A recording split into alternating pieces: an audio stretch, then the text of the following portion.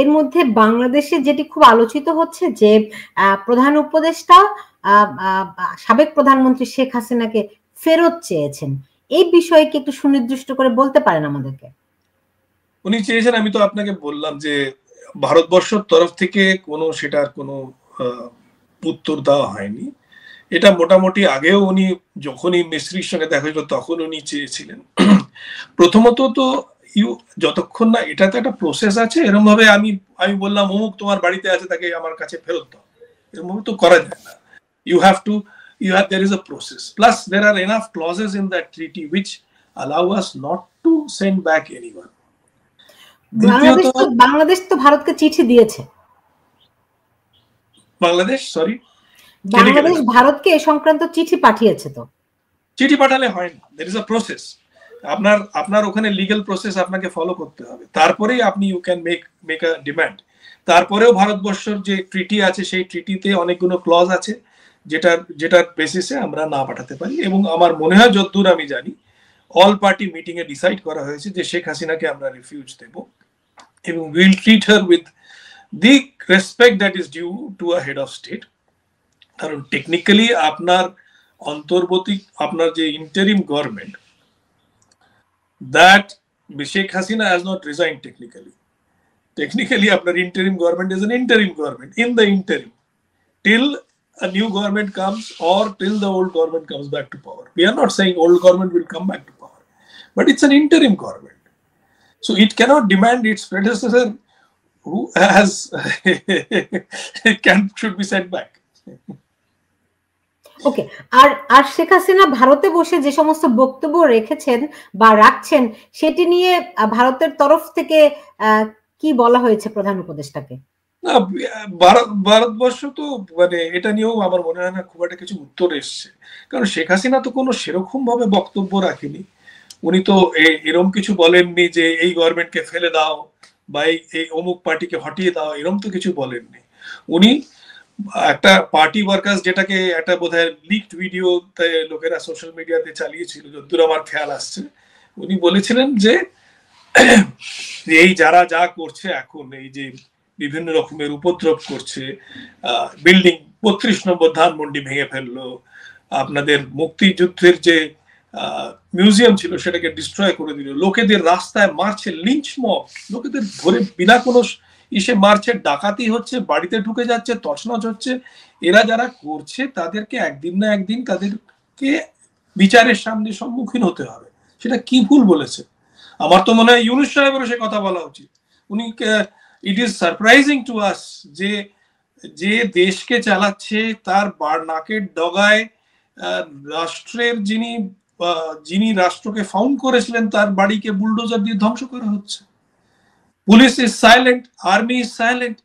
What are we neighbors to believe? যে বাংলাদেশে there is a chaotic situation, there is no rule of law and order. What are we to see? I mean, this is the picture which is going to the rest of the world. যে বাংলাদেশে একদম prominent জায়গায় ধানমন্ডি, 32 নম্বর Dhanmondi, which is যে বাংলাদেশে যায় সে একবার করে দেখে আসে।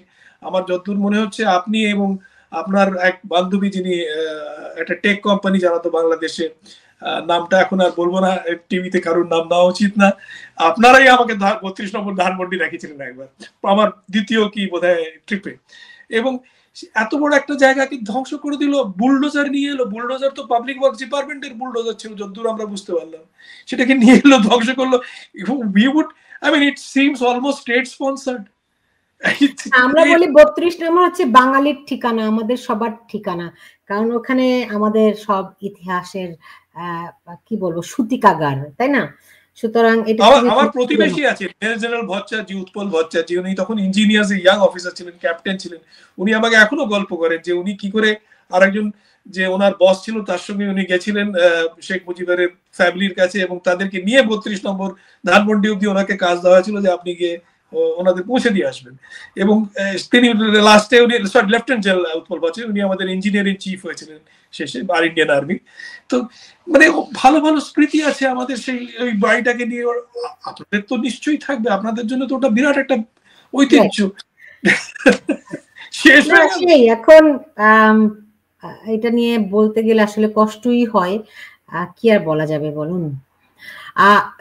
কিন্তু আপনি তো জানেন যে শেখ হাসিনার বিরুদ্ধে কিন্তু একটি মামলা এই সপ্তাহ দুয়েক আগে কিন্তু হয়েছে, সেটি হচ্ছে তিনি বাংলাদেশে গৃহযুদ্ধের উস্কানি দিচ্ছেন, এরকম একটি মামলা কিন্তু হয়েছে, আপনি নিশ্চয়ই জানেন।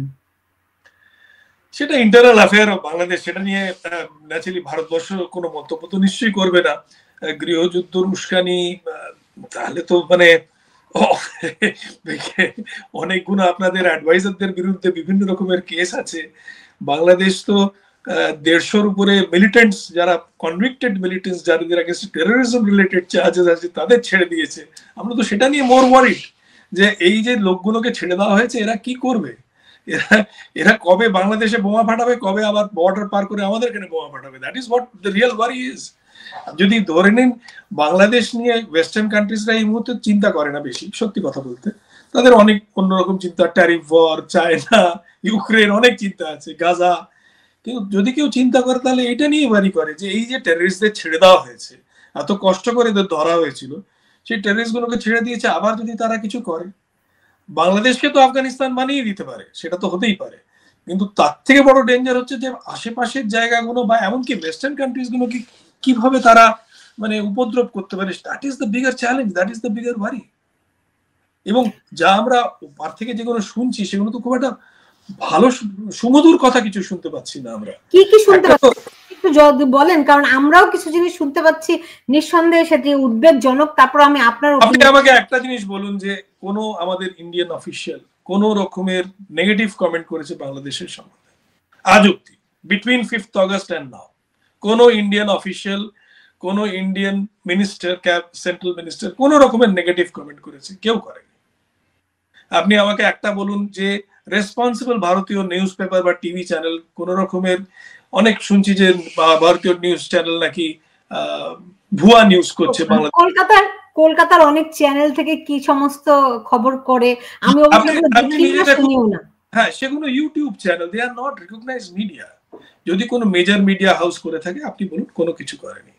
there is no NDTV। India today বোধহয় একটা খবর করেছে যেটি ভুল প্রমাণিত হয়েছে, something like that. India today, আমি সেটার সম্বন্ধে জানি না, কিন্তু ইন্ডিয়া টুডে মোটামুটি রেসপন্সিবল একটা নিউজ চ্যানেল এবং ম্যাগাজিন। সার্টেনলি আমার মনে হয় না খুব একটা ভুয়া খবর করবে। এখন মাইনরিটিদের উপরে অত্যাচার হয়েছে কিনা এটা বরাবর বলে আসছেন। প্রথম উত্তর দেন, এটা প্রশ্ন কেউ যদি করে তাহলে বাংলাদেশের রেসপন্সিবল কোয়ার্টার্স থেকে উত্তর আসে যে কিছু হচ্ছে না। তারপরে সেকেন্ড উত্তর আসে না হচ্ছে, কিন্তু দ্যাট ইজ মিনিমাল, মানে it is not very important. Third হচ্ছে যে it is political. How can an attack B political? That first of all, if you are accepting there have been attacks on minorities or then or anyone else for that matter, Awami লীগের লোকেদের বাড়ি ঘর ভাঙা হয়েছে, ডাকাতি করা হয়েছে, তাদেরকে লিঞ্চ করা হয়েছে, মেয়েদেরকে ঢাকা ইউনিভার্সিটিতে সিগারেট খাচ্ছে বলে তাদেরকে হঠাৎ করে লিঞ্চ মব তাদের চারিদিকে ঘিরে ফেলেছে। These cannot be described as political, first of all. Okay. And there is nothing political when you attack someone, when you kill someone and tell him, oh listen, I didn't kill you because you are XYZ, I killed you because this was a political killing. That man is not going to make a difference between the two. He is dead, that's it. Right.